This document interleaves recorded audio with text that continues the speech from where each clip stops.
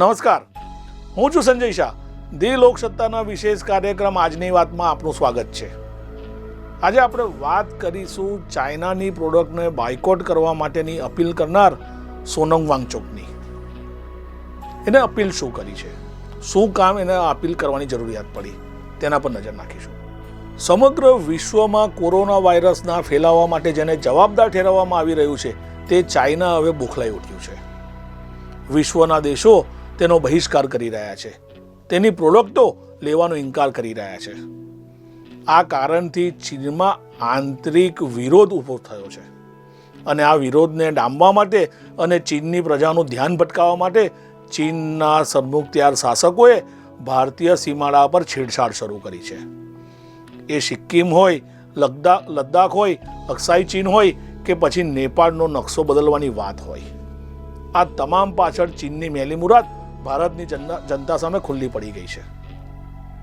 પરંતુ આવી સ્થિતિમાં ચીનને જવાબ આપવા માટે ભારત સરકાર અને ભારતની સેના જે કામગીરી કરી રહી છે તે તો યોગ્ય જ છે, પરંતુ ભારતનો એક એક નાગરિક તેમાં કેવી રીતે મદદરૂપ થાય તે માટે એક જાણીતા વ્યક્તિએ તેનો સુઝાવ રજૂ કર્યો છે.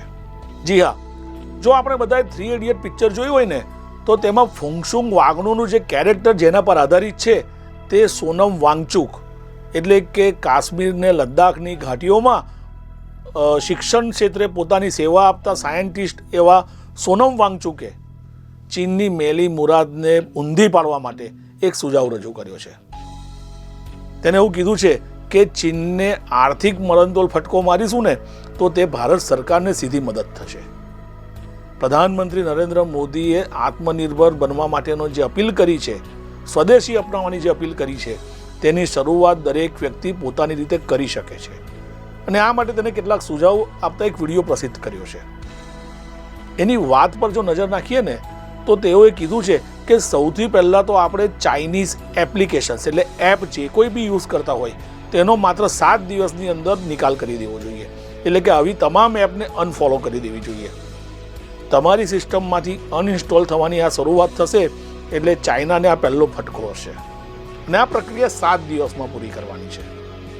ત્યારબાદ તેનો બીજો સુઝાવ છે કે આપણે જે કંઈ પણ ચાઇનીઝ પ્રોડક્ટ વાપરતા હોઈએ તેને તબક્કાવાર 1 વર્ષના સમયગાળામાં ઉપયોગ બંધ કરી દેવો જોઈએ.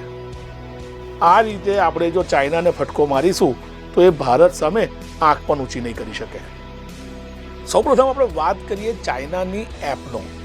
હાલ ભારતમાં જે ચાઇનાની સૌથી વધુ એપ વપરાય છે તે છે ટિકટોક, હેલો અને શેરિટ.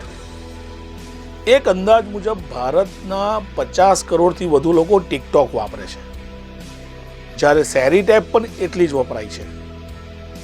આ ઉપરાંત હેલો એપ જે હાલમાં જ લોન્ચ થઈ છે તેનો ઉપયોગ હાલ લગભગ 5 થી 6 કરોડ લોકો કરે છે. આ મેજર એપ્લિકેશનને જો આપણે અનફોલો કે અનઇન્સ્ટોલ કરીશું ને તો પણ તે ચીનને એક મોટો જવાબ હશે, તેવું સોનમ વાંગચુકનું કહેવું છે.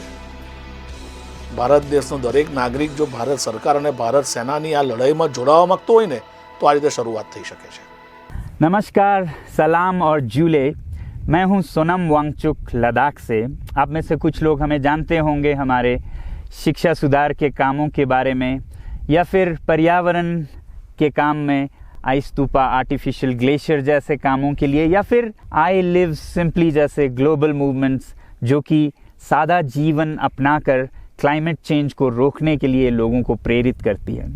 मगर दोस्तों, आज मैं इन चीज़ों के बारे में नहीं बल्कि आप लोगों को एक बहुत ही ज़रूरी संदेश देने के लिए आया हूँ, जो कि चीन और भारत के बीच अभी जो टकराव और तनाव की स्थिति बनी है, इसके बारे में आपकी क्या जिम्मेदारी है. मैं लद्दाख में हूँ और आप देख रहे हैं सिंधु नदी को बहते हुए यहाँ, और वो जो पहाड़ियाँ हैं उनके पीछे नोब्रा और चांगतांग के वो इलाके हैं जहाँ पर ये तनाव बढ़ता जा रहा है. हज़ारों सैनिक वहाँ ले जाए जा चुके हैं. सुनने में आया है चीनी वायुसेना के जहाज़ भी वहाँ तैनात किए गए हैं और 1 घंटे पहले भारतीय वायुसेना के जहाज़ भी मेरे ऊपर मंडरा रहे थे. सामान्यतः जब सीमा पर तनाव होता है तो हम आप जैसे नागरिक ये सोचकर सो जाते हैं रात को कि सैनिक इसका जवाब दे देंगे। मगर मैं आज आप लोगों को ये ज़रूरी बात बताना चाहता हूँ कि इस बार सिर्फ सैनिक जवाब नहीं, दो तरफा जवाब हो और उसमें नागरिक जवाब भी हो। तो आप जैसे नागरिक दिल्ली, मुंबई और बेंगलोर और अनेक शहरों से क्या कर सकते हैं इसमें, ये समझने के लिए पहले हमें समझनी होगी चीन की ये हरकत और वो ऐसा क्यों कर रहा है। आपने देखा होगा कि ये सिर्फ भारत के साथ नहीं हो रहा है, बल्कि पिछले कई हफ्तों से चीन ये दक्षिण चीनी सागर में वियतनाम, ताइवान और अब हांगकांग के साथ भी छेड़खानी कर रहा है। और मेरा ये विश्लेषण है कि वो ये सब किसी देश के साथ दुश्मनी के वजह से ज़्यादा अपने अंदर की समस्याओं को सुलझाने के लिए कर रहा है। आज चीन को सबसे बड़ा डर है तो अपने जनता से डर है। उनकी 140 करोड़ की आबादी जो कि एक बंधुआ मजदूर की तरह बिना मानवाधिकारों के चीनी तानाशाह सरकार के लिए काम करते हैं और उसे धनी बनाते हैं, जब वो नाराज़ हो जाए तो फिर एक क्रांति की सी परिस्थिति बन पड़ती है और इससे चीन बहुत डरता है। आज कोरोना के प्रकोप के बाद चीन में फैक्ट्रियां बंद हैं, एक्सपोर्ट्स बंद हैं और बेरोज़गारी 20% तक बढ़ चुकी है। लोग बहुत नाराज़ हैं, क्रांति हो सकती है, तख्ता पलट हो सकता है। इसीलिए चीन पड़ोसियों से दुश्मनी करके अपनी जनता को अपने साथ जोड़ने में लगा हुआ है और ये पहली बार नहीं कर रहा है। 1962 में जब भारत के साथ जंग की तो वो जंग भी उसने अपने जनता को संभालने के लिए की थी। तब 4 साल का अकाल और भूखमरी हुई थी और इससे ध्यान हटाने के लिए ये जंग की थी।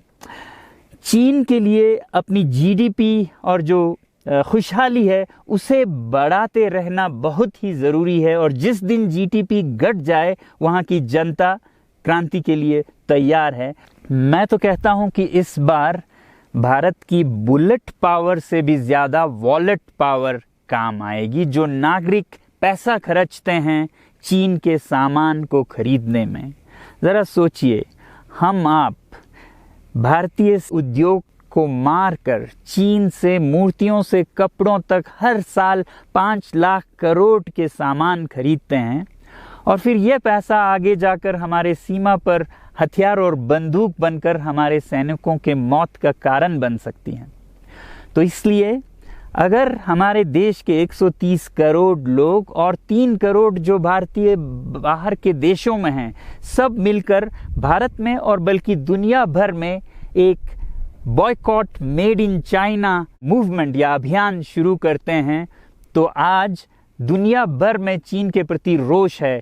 हो सकता है कि सारी दुनिया साथ आए और इतने बड़े स्तर पर चीनी व्यापार का बॉयकॉट हो कि चीन को जिसका सबसे बड़ा डर था वही हो, यानी कि उसकी अर्थव्यवस्था डगमगाए और उसकी जनता रोष में आए, विरोध और तख्ता पलट।